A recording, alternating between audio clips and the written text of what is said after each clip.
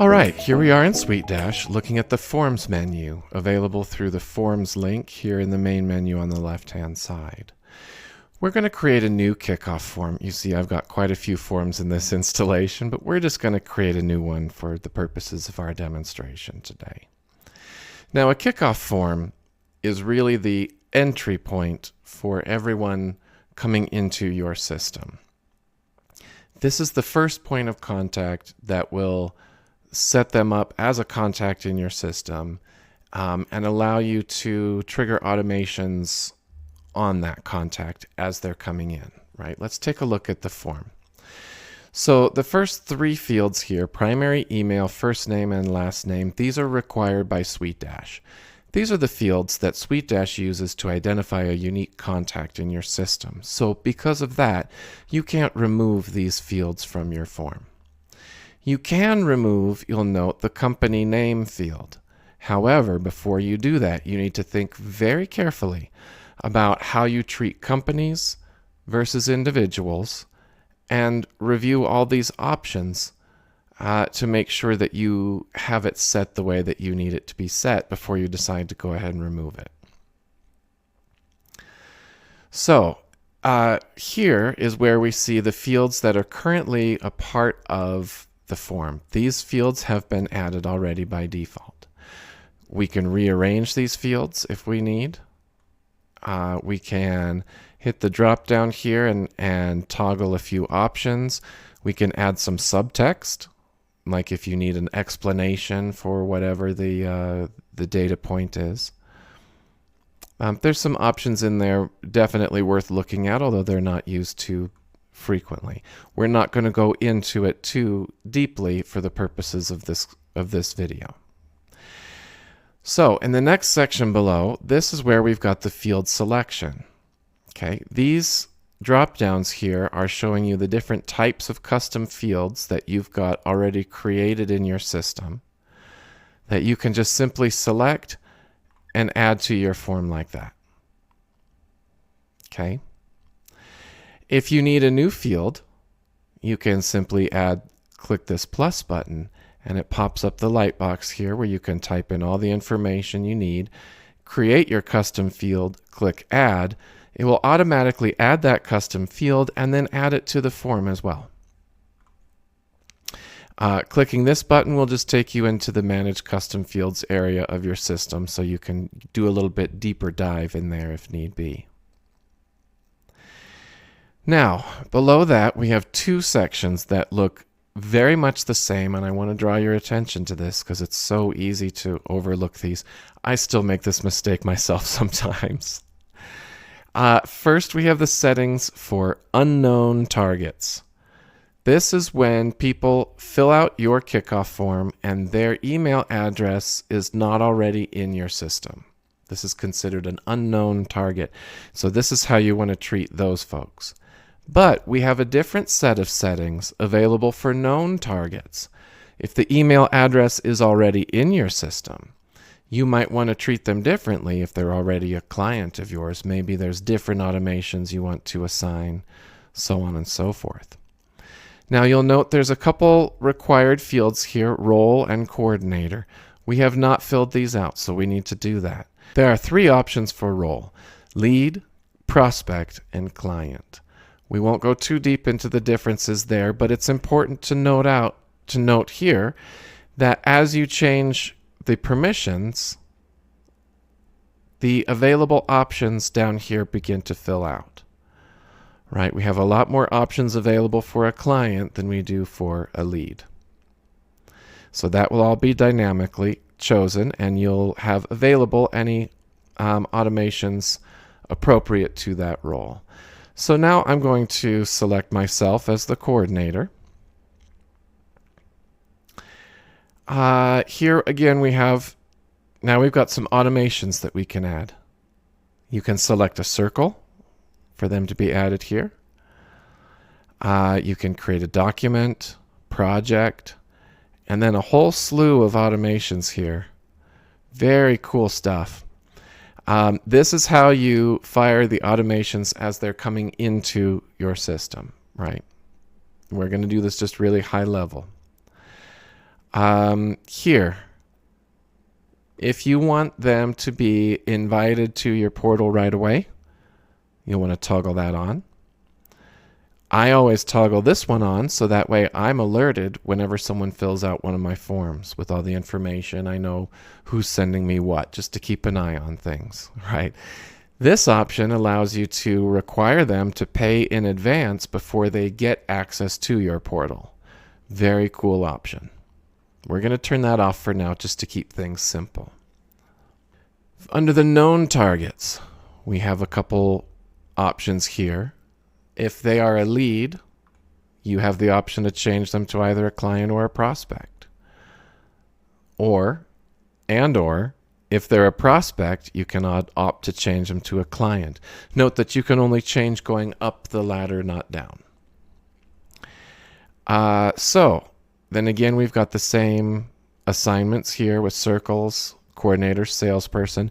Because this is a known individual, we have to assume they already have a coordinator and may or may not have a salesperson. So we're going to say no changes. If you put anything here, it will actually change that person of record for the contact as they come into your system. More often than not, people don't want that to change. Then again, we've got the same automations available here for the known folks that we had for the unknown folks. And again, the same invitation and email automations here as well. Let's see, did we name this form? I don't know that we did. We didn't. Let's call this new client intake. All right. Now I'm going to save the form and keep editing over here on the right just so that we can keep moving. Uh-oh, do we have an error? I think we have an error. Let's see what happened. I should see some red text if there's an error. It won't let me save it. Oh, there it is. Please select an item from the list. I told it to change if lead, then change to, but I didn't tell it what to change to. I'm actually going to turn both of those off. And we'll try save and edit again. Let's see. Hey, it worked. Okay, did it right.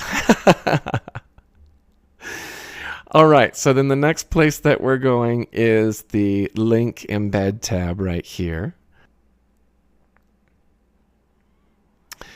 All right, now on the right-hand side of the screen, we're going to get this preview of the form so we can see just what it'll look like when the client is looking at it live. It's pretty cool, huh? Over here, we have a lot of different options available. This is how you directly link to your form.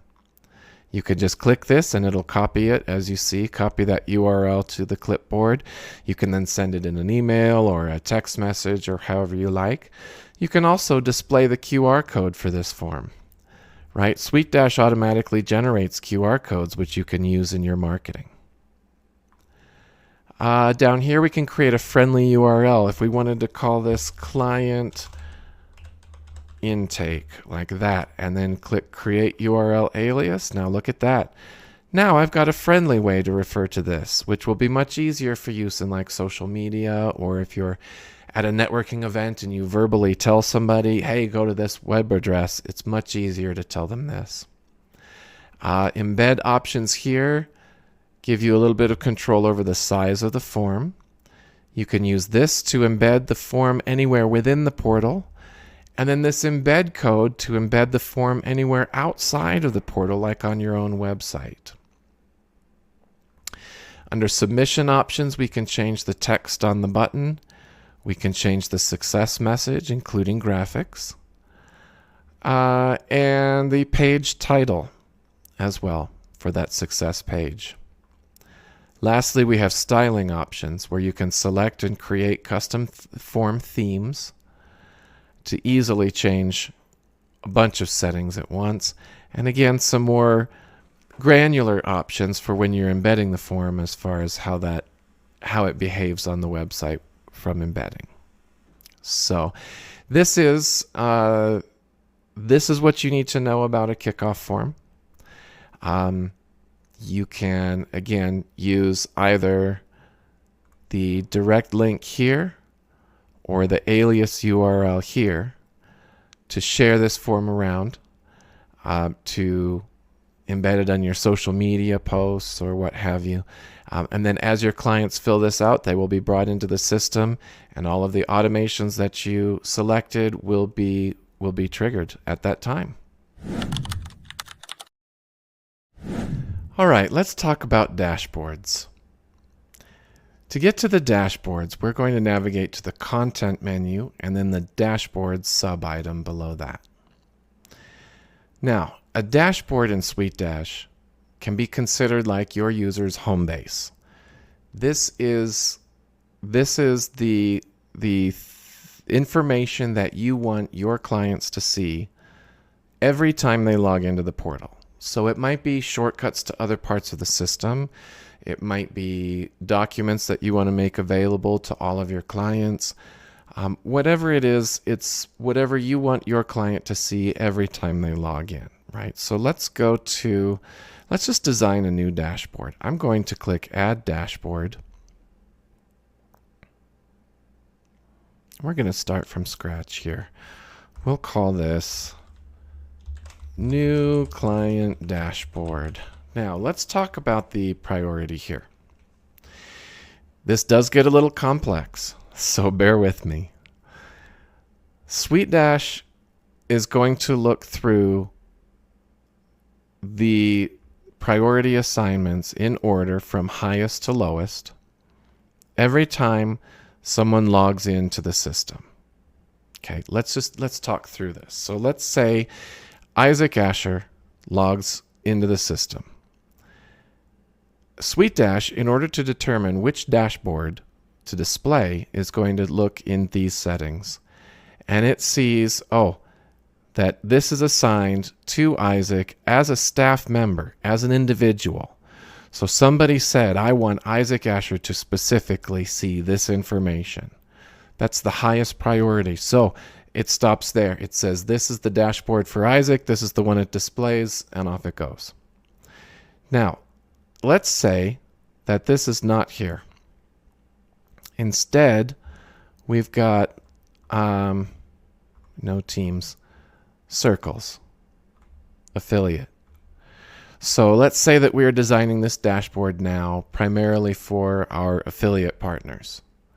When one of our affiliate partners logs in, SuiteDash will check to see, do they have a dashboard assigned to them as an individual? No? Okay. Do they have a dashboard assigned to them as a circle? Yes. Okay, this is the dashboard for them.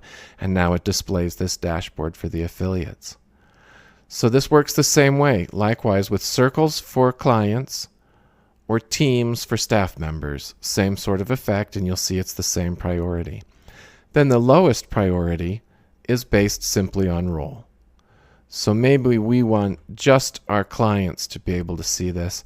So again, when a client logs in, then it's going to look through the highest priority, then the medium priority, then the lowest. But you'll see I'm getting a warning here. This is because I've got the role of client already assigned to another dashboard, and it's even telling me which dashboard it's assigned to. The reason for this is that you cannot have logic that steps on its own toes, right?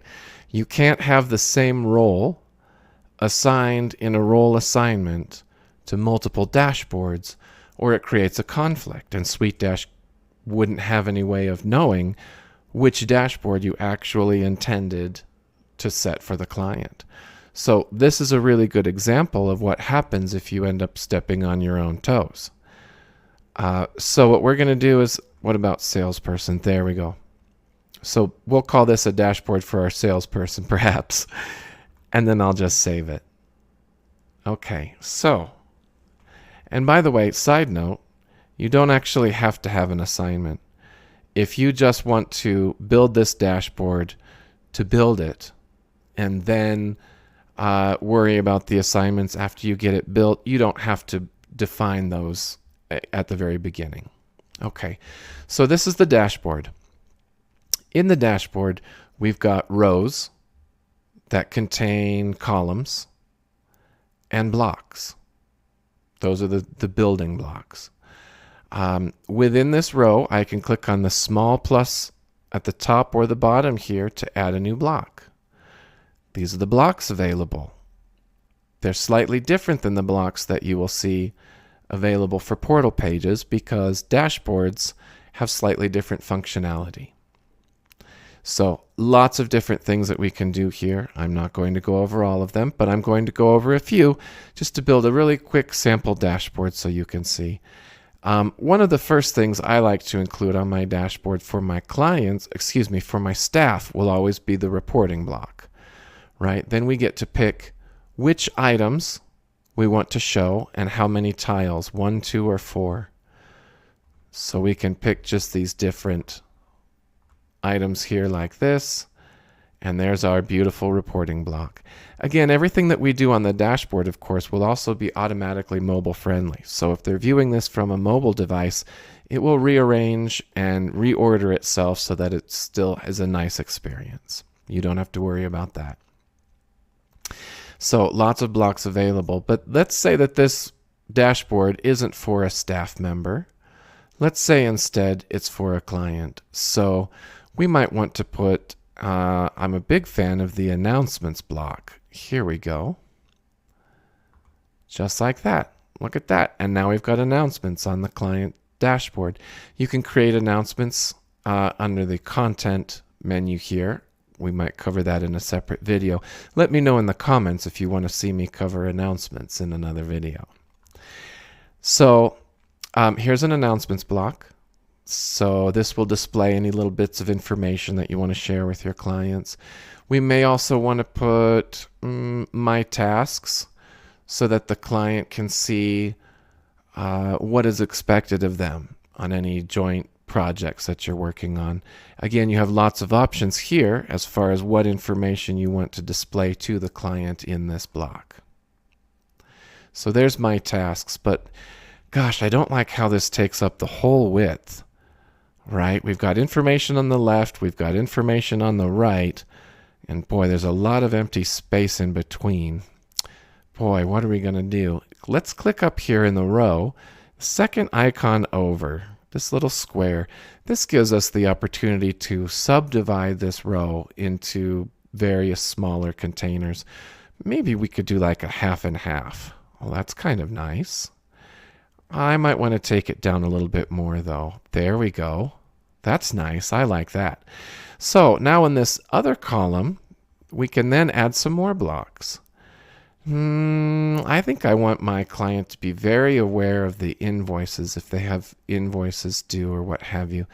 So here we can add a lot of different options as far as what we want to show, or you can just hit save with the default. So there, now the My Invoices block will have prominence on the dashboard, but my client will still be able to see announcements and tasks.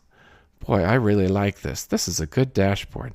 So I'm going to go ahead and save it. On the right-hand side, just click this button here to save. Now, at this point, this dashboard is saved and immediately active. So any clients or staff members that you assign to this dashboard will then automatically be routed to this location as soon as they log into SuiteDash. One little trick to show before I wrap up here is the preview. On the right-hand side, I click the little eyeball icon to preview this dashboard. And now it gives me the opportunity to preview it as a staff member or a specific client. And by doing it this way, you can see exactly what your client or staff member would see when they log in. This client doesn't have any invoices or tasks assigned, and we just have the one announcement there, so it's a pretty clean dashboard. But this is how you can tell exactly what they're going to see. You can check your work. And in the top left corner here, you can also check the view on different sized devices just to make sure that everything is going to be the highest quality experience possible. And that, my friends, is a summary of dashboards in SuiteDash.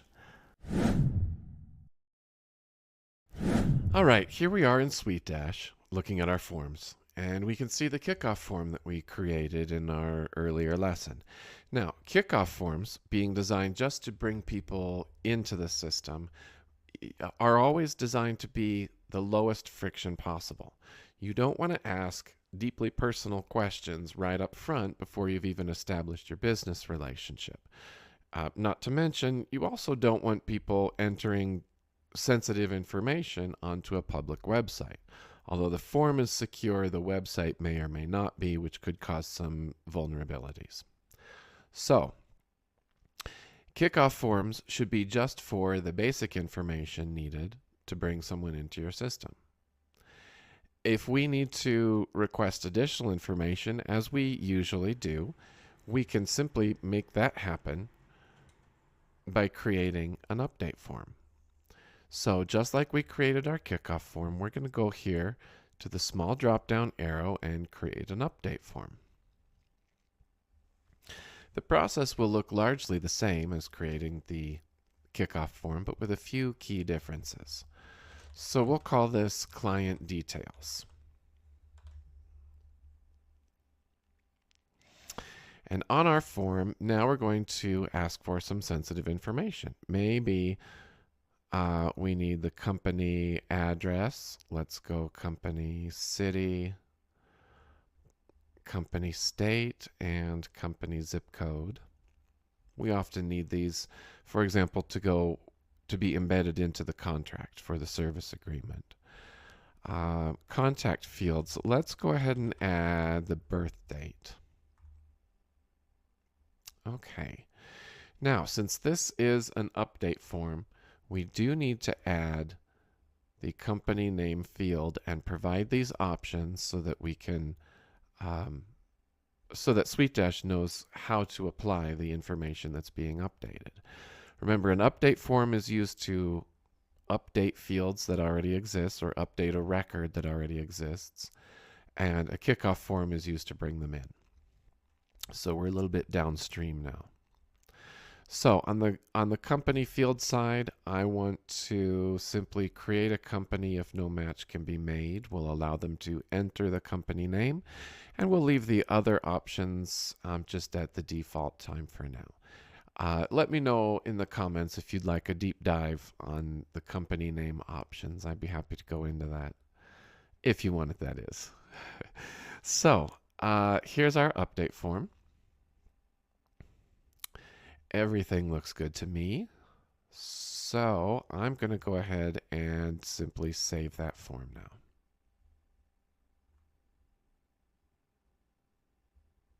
Fantastic.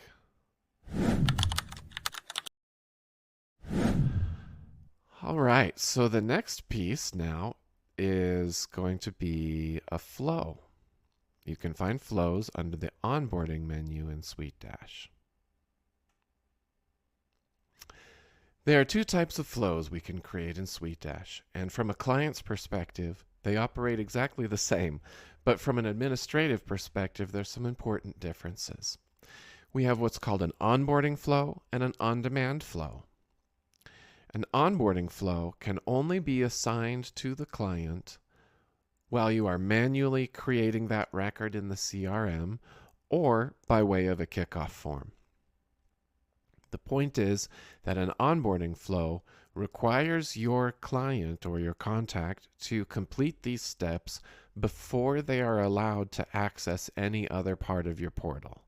So this is great for things like non-disclosure agreements, client service agreements, any basic information you'd want to share with new clients before they really get started. An on-demand flow, again, operates the same way from the client's perspective in that it holds their hand and walks them through the steps one by one, but the on-demand flow can be assigned to any contact at any time.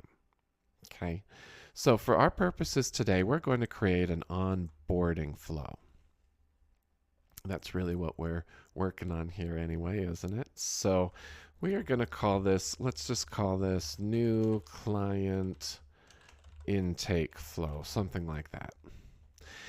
Now, on the flow, we have the opportunity here to add a new flow step. To add a new step to the flow, simply click here, and you'll see a pop-up list of all the different flow step types that we can add. Let me know in the comments if you have questions about what these do, and I'll be happy to answer. We won't have time in this video to go over all of them, but we'll cover a few for you. So the first one that we want to cover is we're going to use this update/general form. The idea here is that SuiteDash will take a form, an update form or a general form that we've created in the system, and embed it into the flow as one of the flow steps. Pretty cool, huh? So in this case, we're going to use our update form, which we've got right here, client details. That's all there is to that. And so now our form has been integrated into this flow. Not to worry, you will understand what this looks like in just a few minutes. Once we get this set up, I'll show you a preview from the client side. So the step label is how we identify this step from an admin side. And you'll note when I delete this, it also blanks out the label up here at the top, because we're simply naming this from an admin side. So I'll just call this update form, perhaps. For the step title, now this is what the clients will see. And I'll say update your details. I think that's probably good. Okay. That's it for that. I will close that up and we'll add another flow step. Now, what we're going to add is the client service agreement. So for this, we're going to use the read and e-sign flow step. Again, the step label is just for admin purposes. Step title is for the clients. So I'll say client service agreement. Then we click the button here to edit content for user to read and e-sign. This is where your agreement goes. Note that you can format your text. You can use lists, links, images, tables, special characters, and even system placeholders, so you can call information directly from that client's record, right? So this is the agreement, and that's going to be our whole service agreement, right? We'll just save that. Here's where you can customize the confirmation message. There is some default language here if that works for your compliance requirements. If not, then you're able to certainly change that as well. Okay. Then, of course, the last step I think I'd like to add is I want to show my clients some information about the portal and how I use it and where they can go to find help when they need it. Maybe give them some links to specific areas of the platform, or maybe even let them know how to find resources, right? All right, so for this step, we're going to use the content embed. And this is basically when we just want to display information to the person going through this flow. So let's call this portal info. For the clients, I want them to see something like welcome to our portal, something like that, right? Edit content for user. And here is where you can use screenshots. You can do links to resources. You can give text instructions. You can embed video. If you wanted to like have a little video of you talking to your new client, that would be very cool. This would be a place that you could do that. Okay. So now that we've got all of our steps set up, I would like to make sure I don't lose my work. So over on the right hand side, I want to draw your attention to this strip of small icons in the top here. At the bottom, you'll see save and keep editing. That's what I want to do. The save button down here in the bottom left corner, this will save your flow, but then take you back to the flows menu when you're done working on this one. Okay. I would like to point out here at the bottom of the flow, we have an option to assign automations. This is where we can add automations once the user has completed all of these flow steps, right? But we can get even more granular with it. At each of these flow steps, if you expand click the little caret icon to expand it down, you can see we also have trigger automations when this step is completed. That means that you can trigger automations at any or all of these individual steps, as well as automations when all steps have been completed. In this way, you could keep track of where the user is in your flow by perhaps sending admin notifications or updating a custom field value, whatever you would like. At all of these checkpoints, you have the opportunity to add any of SuiteDash's powerful automations, right? So anything you want to do there at any of these steps, all of these steps, and or at the very end. Pretty cool, huh? And then the last piece that I want to give you is over here on the right in the little gear icon is where you get to the settings. I want to draw your attention to the last field. Redirect user after completion. This is where the user will be redirected after they've clicked complete on the final step of this flow. The default is to direct them back to their dashboard. But if any of these steps opens an invoice, what I like to do instead is change this to the default invoices link. So this way, when they complete the flow, they'll be taken directly to a page with their open invoices and they can just move right along and make payment. So that's where you set that. Make sure to click here, the save button at the bottom, or anywhere in this ribbon at the top to save it, and you'll know it's been saved by the green check mark. Then you can close it out safely. Those settings are saved with the flow when you click the save button in the bottom or save and keep editing in the top right, which I'm going to do just one more time just to be safe.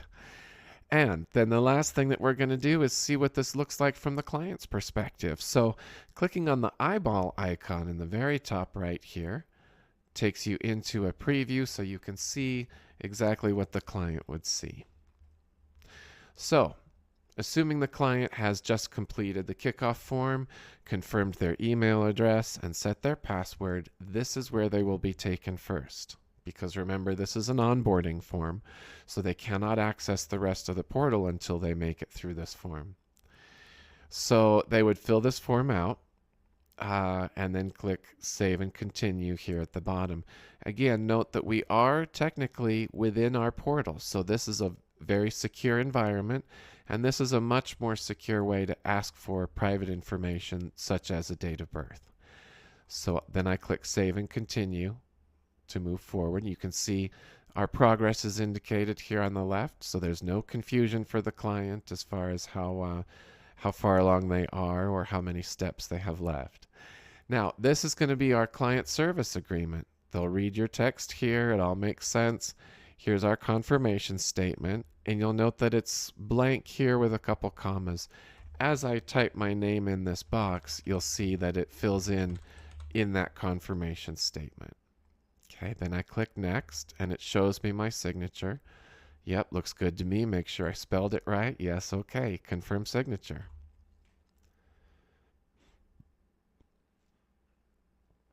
All right. So this last screen represents our portal instructions that we would give to the client. So this is going to be how to get help, how to use the system, maybe some screenshots of what their dashboard will look like and how to use it, anything that you want to share with them before they become a full client. Now, in a live setting, we would click the complete button and this flow would be completed, but because we're in a preview setting, that will not work. So I'm going to X out simply because I'm in a preview. All right, and now I'm going to save this in the bottom left corner because we are done making changes to that flow, and there's only one more piece that we need to do to put all of this together. We need to revisit our kickoff form.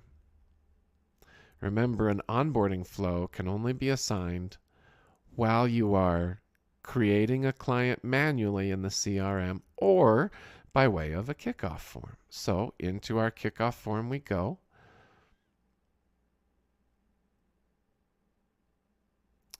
And then we scroll down here, Settings for unknown targets, right? Because this is an onboarding, so this will only be for unknown folks.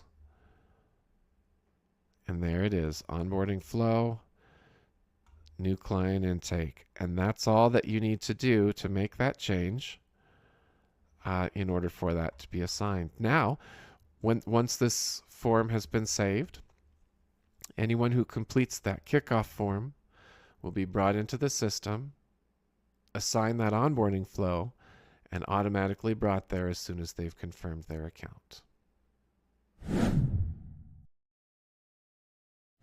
So remember, we are building off the onboarding assets that we've created so far. In our first lesson, we created a kickoff form and a dashboard. This is going to bring your clients into the portal and give them somewhere to land once they arrive. Then in our next step, we added an onboarding flow. This allows us to collect our signature on a client service agreement or maybe a non-disclosure agreement, as well as introduce your clients to the portal and to your business model. Now in this lesson, we're going to add a way to easily collect the initial service payment from your client. This will be the payment that would start any subscriptions or maybe just the one-off payment as they're coming on board, depending on how you work with your clients. So first, we are going to create the on-demand invoice generator. So to do that, we navigate to Office on the left here and then Invoices. Once we've arrived at Invoices, we'll go up to Generators and then On-Demand Invoice. On-Demand Invoice Generator just means that we will be using it in automations on a one-off basis, as in not recurring. So we're going to add an on-demand invoice generator, and if you've worked with invoices in SuiteDash at all so far, you'll note that setting this up is almost identical to setting up an actual invoice. This is what we call pre-creating, right? So I'm going to pre-create this invoice with the title of, we'll call it prepaid hour invoice. That's really what we're working with on this. Coming down here, we have our choice to add items, add-ons or packages, discounts, taxes, or subscription plans. For the purpose of today's video, we're just going to limit it to an item, and I'm just going to add prepaid hours. If you guys would like to know more about these fields, go ahead and let me know in the comments, and we'll look into making a video about those as well. So here I've added prepaid hours. You can see we've defined the rate as $50 an hour at the item level. And now let's just say that my client wants to purchase 10 of those. So that's a total of $500 on the invoice. Okay, that looks good. As we scroll down, there's a few settings that are required. Generate invoices as. This tells SuiteDash that when this automation is fired with this invoice generator, whether to open the invoice open for the client to see or in draft mode to be reviewed by a staff member prior to alerting the contact. For our purposes, we'll just select open for now. Currency is also required, but it does default to your standard portal currency there. You'll need to select any available gateways if you want to allow electronic payment. And then lastly, we'll set the relative due date days. So this is the number of days after the invoice creation that the payment will be due. I'm just going to go 14 as a basis there. And then we'll turn on this option to send the client a new invoice notification when this automation is triggered, just so that they're totally aware. So I'm going to go back through this one more time, just taking a look-see. Everything looks good to me, so I'll hit save on that. Okay, great. So now we have our on-demand invoice generator, and now what we need to do is work this into our onboarding flow. So I'm going to go to the onboarding menu and then to flows so that we can edit the flow that we created previously. Remember, we created this flow from one of the previous lessons, so if you don't have this, you might want to go back and watch the other lessons so that you can get that created in your portal as well. I will click Edit on this to take us into the flow. And now here's where I've got a pro tip for you.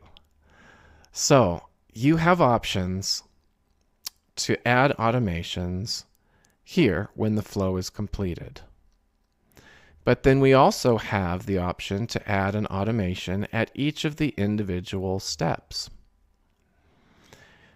When you apply an automation with an on-demand invoice generator in SuiteDash, depending on the logic that you have, it could take a few seconds for that invoice to generate. Now that's actually pretty fast in terms of computations and business in general, if we can raise an invoice in just a few seconds. But the problem is if we raise the invoice here when the flow is completed, as you would think, so let's see, they finish their flow, now I want them to pay their invoice, so you put the generation there. I would assert that's not the smoothest way to make this happen. What I have found in my experience, especially with complex invoices, if you have, for example, any dynamic invoice items or other calculations that need to take place, if you put the invoice generator here at the last step and route them to the invoices page when the flow is completed, the problem is sometimes they can land on the invoices page before that invoice has actually generated. So to work around this, what we do is in the last flow step, that'll be this step number 3, this is where I'm going to use the automation to apply the on-demand invoice generator. If we apply this generator at that final flow step, then what happens is when they complete this flow step, but before they've actually completed the flow, it will raise the invoice in the background. Now, just to add another little step to be absolutely positive that everything has generated in the background before they move on, I like to add one more final step to my flows. And this is just a very simple thank you. And I'm just going to call this thank you on both ends, like this. We'll edit the content for the user. So here I'll say thank you, and I will use Control-Alt-1 as the keyboard shortcut to make that the H1 tag. And we'll say, oops, let's change this now to text. And I'll say thank you for taking the time to complete this flow and submit your requirements. Then I explain to the client, you will now be directed to the invoices page where you can make your first payment to get started. Talk to you soon. Something like that, right? So the purpose of this thank you page is actually just to provide another little cushion to make sure that the system has fully generated that invoice before the client is routed to the invoices to pay it. Nothing is more frustrating than being told you have an invoice to pay but not being shown where to go to pay it. So again, we're generating the invoice at the second to last step now.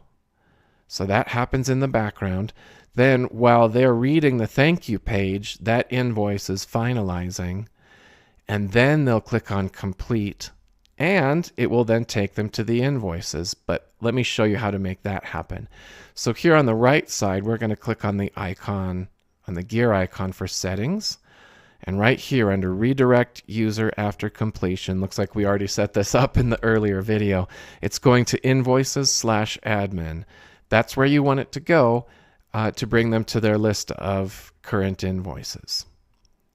Now, depending on your use case and your business model, you may want to use this redirect user after completion for other purposes. You could redirect to an external website, you could redirect to the dashboard, or you could redirect to invoices as we have set up here. It's just whatever makes sense for your business model and the way that you like to onboard your clients. All right, here we are back in SuiteDash. And the first step that we're going to take today is to create a schedule to use as a mechanism for firing our onboarding follow-up automations. Schedules can be found under the Automations menu item here in the main menu, and then Schedules. When we go to create the schedule, there are some options that we need to be aware of. So we're going to create first a new direct schedule. Dynamic schedules that's a topic for another video. Direct schedule, we're going to call this onboarding follow-up, like that. And we will assign this to CRM targets because this is not for staff. The based on date, we have three options here. We can have the based on day added to the schedule, based on the value of a date custom field, or based on a specific date. Based on a specific date, you might use if you were doing automations in relation to holidays or an upcoming event. Based on the value of a date custom field would be useful if the automations need to be fired for a date that could be different for each of your customers. For example, in the case of a wedding planner or a wedding event venue, you would set the date of the wedding as that custom date field and then trigger your automations based on that. For our purposes today, we are going to go with the default and just leave it on the based on the day added to the schedule and click Create. All right. We now have our onboarding follow-up schedule here. I'm going to click on that to go into the schedule and start adding some automations. So first, we're going to add, click on this button here to add automations. And the first automation we're going to add will just be an email reminder to the client. Click on the plus button here to add an individual automation. Let's call this 3 days. Now, this is very important to note. It says trigger after. Trigger automations at this interval before or after the based on date set for the schedule. What this is saying is, from the time this contact is added to the schedule, start the timer. Once that timer reaches 3 days, fire this automation. So I'm going to call this email reminder.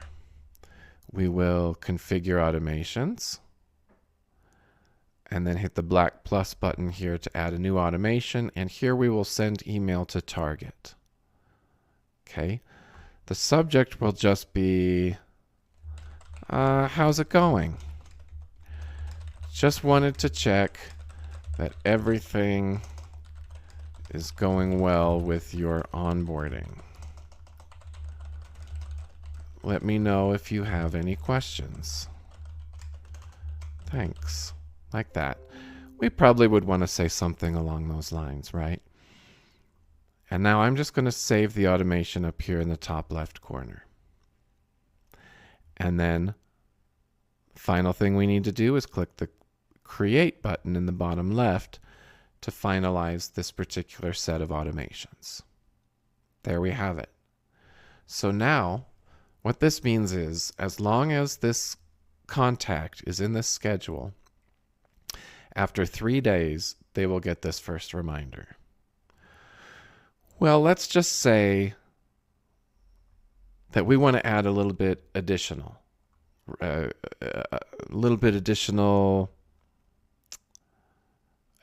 alerts. Let's say 7 days. Let's say 7 days have gone by and this contact still hasn't finished their onboarding process. This could be problematic. So we're going to say alert staff member. I'm going to configure automations. Click the black plus sign to add a new automation. This will be email internals. And here I'm going to email myself.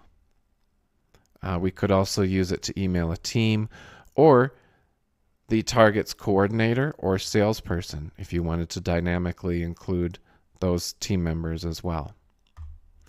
So I'll say onboarding issues. Remember, this email now is going to staff. So I'm going to have to identify here. Let's see, the target, the contact will say client full name. Has not yet finished their onboarding. Please reach out to assist. Because if they haven't finished this by 10 days, we figure something must really be wrong. So now we're going to draw in the staff member and get them involved. Okay, so I'll click the Save button up here to save that automation, and then the Create button to finalize the automations. Okay, so now we have a schedule with 2 automations. After 3 days, an email reminder will go to the contact, and after 7 days, an email reminder will go to the designated staff member. So now what we need to do is to connect this schedule with the flow. So what we are going to do is go to our kickoff form. That's where everything starts in this process, right? So we'll go to our new client intake kickoff form, and I will click on the title here to edit the form.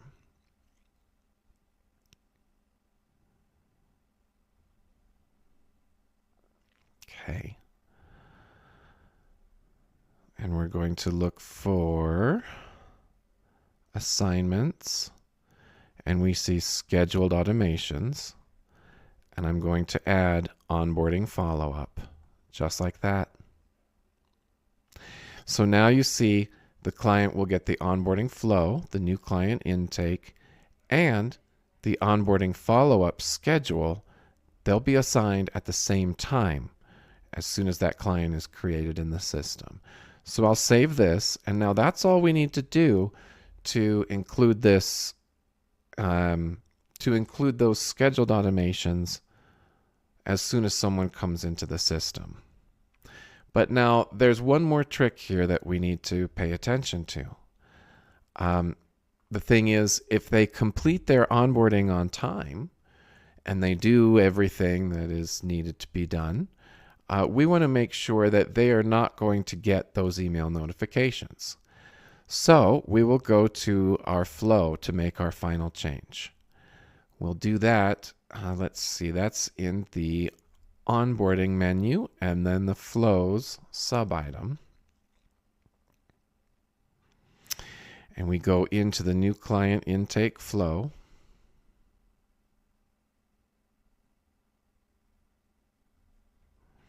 Here's what we're going to do. On this very last step, when this flow is completed, here's what we'll do. We'll add a new automation, and we are going to, oops, that's not a schedule.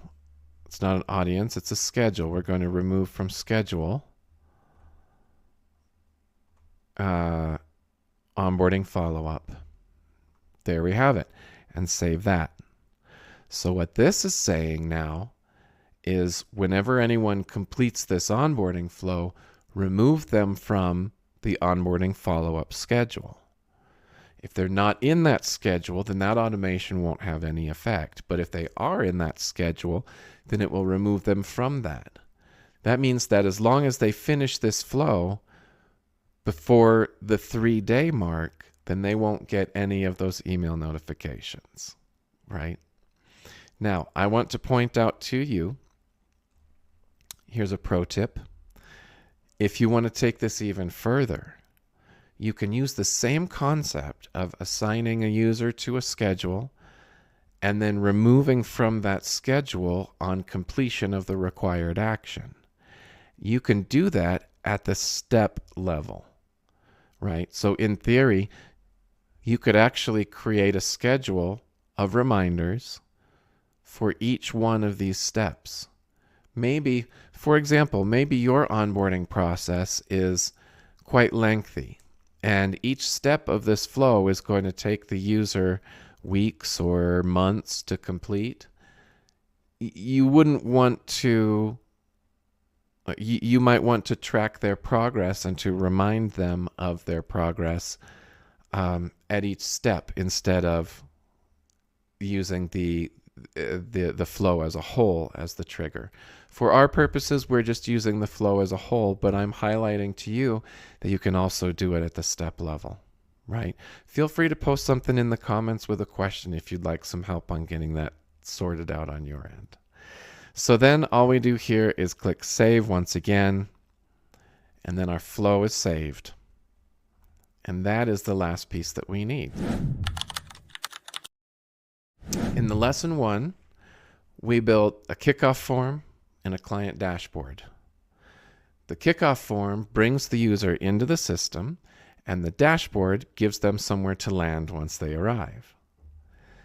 In the next lesson, we added an onboarding flow with a service agreement, so the client can be introduced to your portal. You can solidify your business relationship with that client, and so they can better understand your business model and how to get help when they need it. In the third lesson, we added a way to easily collect that initial service payment from your client so that payment is always made on time and you don't have to worry about starting work before payment is issued. And today, we added some monitoring to ensure that your onboarding gets completed on time and that your clients don't get stuck anywhere along the way. This is a full-featured, robust onboarding system that can be adapted to any agency, to any industry, and I hope it serves you well in your SuiteDash journey.